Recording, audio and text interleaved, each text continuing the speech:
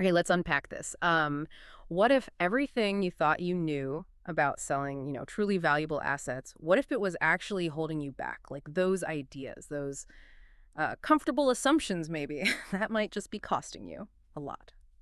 Welcome to the Deep Dive. Today we're really plunging into the strategic world of luxury real estate sales. It's often pretty counterintuitive, and this isn't just about a few tips. It's more Yes. like a whole philosophy that kind of challenges the usual way of thinking. It could reshape how you look at these big, high-stakes deals. Exactly. And to help us navigate this, we're drawing from insights by Justin R. Harris. He's a Marine veteran who's now a strategist in luxury and commercial real estate. Pretty interesting background. So we'll be digging into his unique style, his take on the top 5 mistakes sellers make, like consistently. And maybe most importantly, his really detailed 6-step process for marketing these high-end properties effectively. Right. And our mission today, it's basically to give you a shortcut, a kind of masterclass maybe, into that precise, confident, genuinely strategic approach you need to sell luxury well. Because this isn't about luck. It's not about crossing your fingers. It's tactical. It's unfiltered strategy. We want you to have those aha moments, and walk away with a clear path for your own big transactions. Okay, so let's start by setting the scene. Justin R. Harris, his approach is distinctive. Try to imagine someone talking to you like across the table at a steakhouse, breaking down these complex strategies, but in plain English, maybe with a bit of a knowing look. That's kind of the vibe. That's a great way to put it. The sources describe his style as smart, tactical, and unfiltered, with a dash of sarcasm, some relatable humor thrown in, and the tone, it's crafted very deliberately. It's meant to be direct, but he's careful not to sound arrogant. Analytical, sure, but never dry or boring. Funny, but not, silly. Commanding, yes, but never condescending. And relatable, but it avoids being generic. It's not just about the style itself, though. It's how that style actually helps his clients strategically. Yeah, and he apparently wants every piece of content to feel like, what was it? A mix between a TED Talk and a tactical briefing, but with a few laughs and hard truths sprinkled in. Yeah. It's about delivering concentrated value, no fluff, straight to the point. Exactly. And what's really fascinating are his catchphrases. They aren't just clever lines. They actually distill his whole strategy into these memorable little nuggets. Take this one. Let's be real. No one's buying your pool. They're buying how that pool makes them feel. That immediately challenges focusing just on the features, right? It pushes you straight into thinking about the emotional side. Not the size of the pool, but the feeling. Escape, family time, maybe prestige. That's powerful. It shifts the whole perspective. So how does a seller actually figure out that feeling, like beyond the specs? Well, it starts with really understanding the buyer, which we'll get into more detail on later. But it's also about stepping back, trying to see your own home like an outsider would. What unique experiences does it really offer? Is it about calm? Is it about entertaining, legacy, convenience? The strategy is to figure out that feeling and then, articulate it. Another line he uses is, you don't need a sign in the yard, you need strategy. This sets up that contrast immediately. Passive listing versus active positioning. A sign gives you visibility, yeah, but strategy. That builds presence, it builds desire. Okay, I see. It's about being deliberate, not just hoping people see a sign. Precisely. And he pushes it even further with this. I don't sell houses. I position assets to the right buyers. It's a very deliberate reframing. It elevates the whole thing. It's not just selling a home. It's an investment strategy. Finding that specific buyer who sees this property as a strategic fit for their life, their portfolio. So it's not just about the highest price possible. It's framing it as an asset that gives a specific return, maybe an experience, to a very particular buyer. That makes a lot of sense. It really does, and that links right into another phrase. Luxury isn't a price point, it's a presentation. Okay. This hammers home that perception is everything. You could have a super expensive place, but if it's presented poorly, bad photos, cluttered rooms, it won't feel luxurious. Imagine 2 homes. One's $5 million, but the photos are grainy, it's poorly staged. The other's $3 million, but has amazing cinematic video, perfect staging, which feels more luxurious. Yeah, the $3 million one probably is how it's packaged. Exactly. That's the presentation point right there. And he also says, I bring Marine Corps discipline to your listing. And trust me, the results show. Okay, that definitely signals intensity. Right. It emphasizes rigorous execution, attention to detail, a kind of mission-driven focus on the whole process. It's not just marketing fluff then. It sounds more like a strategic operation. Totally. And he sums it up with, this isn't guesswork. It's math, psychology, and negotiation timing.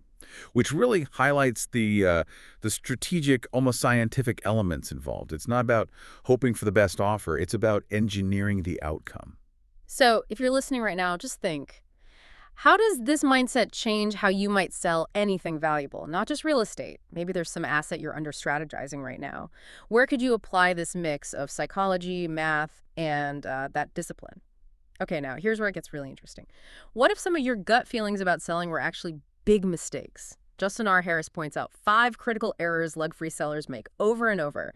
Let's dive into the top 5 mistakes luxury sellers make. All right. Mistake number one Justin highlights is Yeah. thinking a high price automatically equals high value. He says, emotionally priced listings sit on the market and then get lowballed, which makes sense, right? Yeah, definitely. He contrasts that with strategically priced listings, which he argues create urgency, competition, and leverage. The key insight: pricing has to be rooted in buyer psychology, not personal pride. His goal isn't to make you feel good about the price, it's to make you money. Mm. If you price based on what you want or what you think it's worth emotionally, you risk it just sitting there, and then the value actually erodes. That's such a common trap, isn't it? That emotional connection we have to our stuff. But he's saying that attachment can actually cost you money here. What's the real damage when that happens? Well, typically it leads to price cuts, often Yeah. multiple price cuts, and that just signals weakness, maybe desperation. It chips away at the perceived value. A property sitting for ages with price drops, it starts to look like there's something wrong with it. Even if there isn't. Exactly. You lose that initial excitement, that buzz. You look reactive, not strategic. Which brings us neatly to mistake number 2, hiring the wrong agent. Or, as he kind of jokes, your cousin. He's very clear. A luxury home isn't a practice field. This isn't where you do favors or hire a friend just because. Selling luxury needs very specific skills. Understanding those high net worth buyers, complex negotiations, marketing psychology, and knowing how to position the property like we talked about, not just stick it on the MLS. Yeah, I think we all know stories like that. Trying to save on commission with a friend, and it just goes wrong. The stakes are way higher with luxuries. So what's the bottom line here for someone listening? His takeaway is pretty blunt. Selling luxury is a business decision. Treat it like one. It means finding a specialist, someone who gets the nuances of the luxury market, not just any agent with a license. You need someone with a proven track record selling high-value properties, not a dabbler.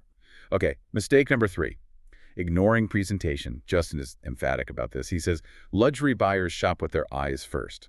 Makes sense. So he lists the non-negotiables. Professional staging, that's key. Highlighting the best features, professional photos, and cinematic video.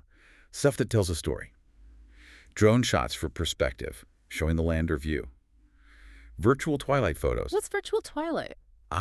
Okay, so they take a daytime exterior shot and digitally transform it to look like a stunning dusk or evening photo. Oh, Amazing curb appeal. wow. Okay. Detailed floor plans so buyers can really visualize the space, and even scent marketing. Scent marketing, like making the house smell a certain way. That's fascinating. Yeah, exactly. Tapping into those other senses. Creating an overall experience. His warning's pretty stark. If your home looks like a brochure from 2009, you're going to get 2009 offers. Ouch. But fair. Right. But the flip side is encouraging. Presentation doesn't cost you money. It makes you money. It's an investment, he argues, that pays off big time, attracts the right buyers, gets higher offers. Moving on. Mistake number 4, believing the market will do the work. This just busts that myth that a great house will sell itself, especially at the high end. He clarifies, luxury buyers aren't just buying your home, they're buying every alternative in your price range too. Good point. So if your home isn't actively marketed, messaged, and matched to the right buyers, Right. through those targeted channels, it just gets lost, becomes noise they scroll past. Even if the market's hot, your specific unique property needs that intentional push. It can't just be passive. So even if it's a seller's market, you can't just like put it online and wait for the best offer to roll in. You've got to stand out. Exactly.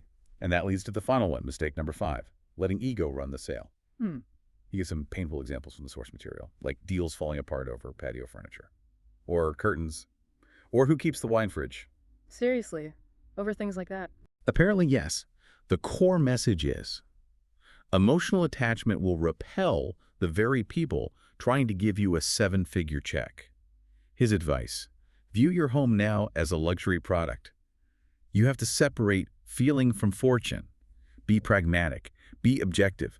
Don't let small, sentimental things kill a huge deal. Wow, these aren't just simple mistakes, are they? They're deep lessons in buyer psychology and the business side of selling. It's about detaching, being strategic, almost clinical. And, if ignoring presentation is such a huge error, it makes total sense that his playbook has a whole step dedicated just to that cinematic presentation. So, okay, what does this all actually mean in practice? If those are the mistakes, what's the playbook? How do you get it right? Well, Justin R. Harris doesn't just identify problems. He lays out a very detailed process for marketing luxury listings. Think of it as the strategic blueprint for navigating these sales with that Marine Corps precision we talked about. Yeah, this 6-step process is really where his discipline comes through.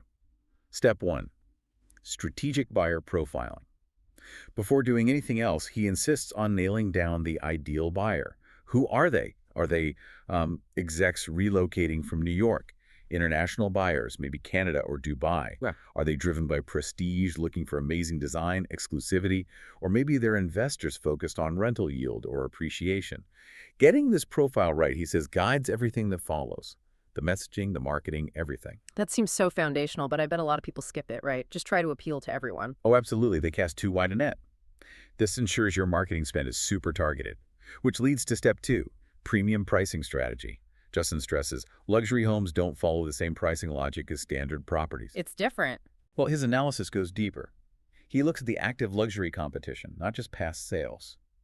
He identifies unique lifestyle upgrades, what makes this home special. He considers potential appraisal gaps versus what drives value emotionally for buyers, and this specific psychology of buyers at that particular price level. The goal isn't just picking a number based on comps, it's to build a pricing narrative, a story that shows why your property is worth it, and importantly, create a sense of scarcity around it. So it's much more than just a CMA. It's psychological. It's storytelling around the price itself, which helps avoid that first mistake of just pricing based on emotion. Exactly right. It connects directly. Then step 3, which tackles that presentation mistake head-on, cinematic presentation. He says you have to treat the home like a feature film. I like that analogy. Yeah, it means high-end video walkthroughs, maybe with professional voiceover or really evocative music. Stunning drone shots, especially crucial if there's acreage or waterfront. You need to show that off, that virtual twilight photography we mentioned, and lifestyle storytelling, showing the home actually being used, being enjoyed, not just empty rooms. Every single visual asset, he argues, is built to trigger emotion and action in that target buyer you identified. It sounds like creating a total immersion for the buyer, making them feel what it's like to be there, which ties back to selling the feeling, not just the pool, right? Precisely. It all links together. Step 4 is multi-channel luxury marketing. Right. This is where he really challenges just relying on the MLS. That's baseline, not strategy. Right. He talks about targeted campaigns, using curated luxury platforms, The Real Deal, Mansion Global, James Edition, places like that. Running digital ad campaigns that are geofenced. Geofenced, meaning Meaning the ads are shown only in specific geographic areas like affluent zip codes where your target buyers live or maybe vacation. Super precise. wow. Using Instagram and YouTube Reels with catchy hooks. And then direct outreach. Tapping into his own network, his luxury buyer Rolodex, and broker connections. The difference, he says, is giving your property real presence, not just basic visibility. So he's not just casting a wide net. It's more like using a laser-guided spear to find those exact buyers. That sounds way more effective. Definitely. And sometimes that leads to step 5, private access strategy when needed. This is for certain listings where maybe discretion is key. He calls it quiet confidence. How does that work?